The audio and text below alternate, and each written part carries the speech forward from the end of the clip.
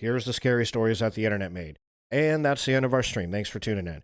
Uh, they are more than just scary stories. They have a little bit more to them. Their history is interesting. The Personally, I find it so cool, this whole concept. This is one of the creepypastas is one of the things that, particularly for millennials, I don't necessarily know about how Generation Z feels about it, but especially for millennials, and I think the older members of Generation Z at least, creepypastas is one of those many things that only came about in our generation. It's our generation's version of like new age mythical stories or folklore, right? You know, it's like the only folklore we know about is folklore that came from hundreds of years ago. And then the internet came about, opened up a whole horizon for various different opportunities.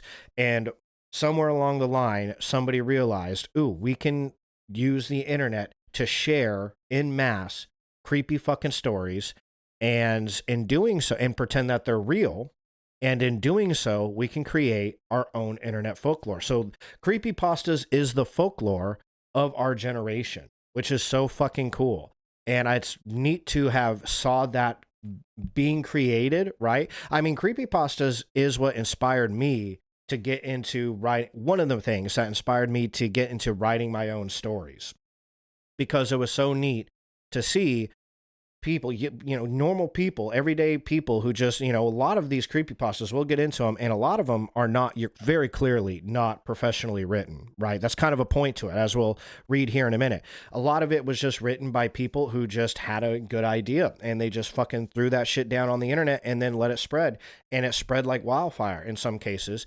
And so here's normal everyday people contributing to a cultural zeitgeist, contributing to a cultural movement that is one of many, many different movements online specifically that is unique to our generation, right? Kind of like EDM music. EDM music was one of those things too, where it wasn't there before. And then there was small little bits and pieces of it. There was techno and things like that beforehand, but then technology made it possible for people like, and I know there was, people, like, particularly in England way before like Skrillex came around, but you had those bigger names suddenly pop out of nowhere, Bass Nectar and Skrillex and Zomboy and all these various dubstep artists. And then suddenly, boom, EDM became a music that is unique to our generation. Our generation created that shit. It isn't like rock, heavy metal, rap music, where that was something older generations created. And yeah, our generation still, and I would say probably Generation Z, you could probably credit more maybe with mumble rap. Generation Z created mumble rap.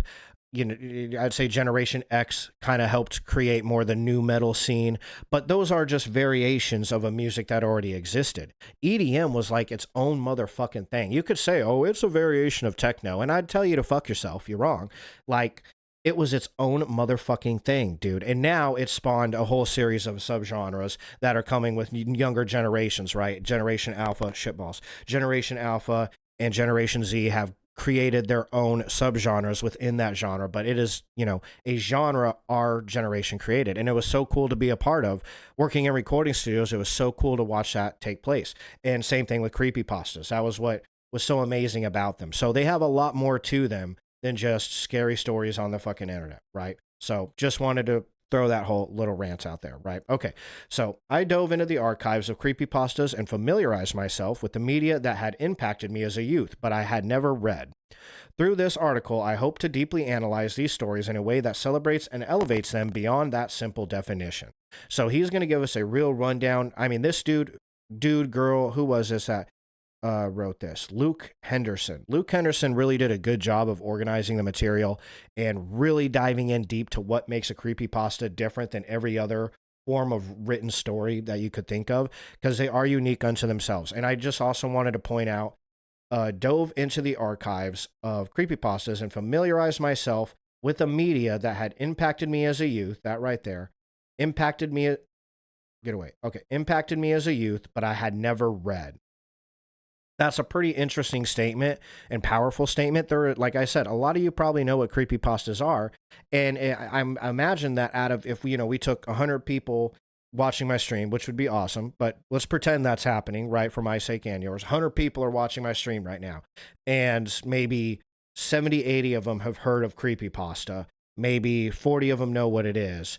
You're probably down to like 20 of them that have actually read it, like read Creepypasta and been like, oh yeah, I read, these creepypastas you're about to bring up. I actually went out and read them, and I remember when somebody first posted that and how everybody thought it was real and how it fucking freaked you out because you weren't sure if it was real or not.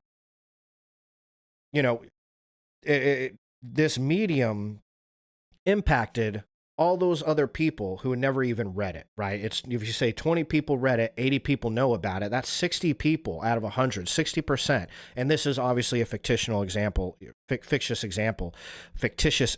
There we go. Third time's a charm. That's actually a word. The other two I don't think were words. Fictitious example.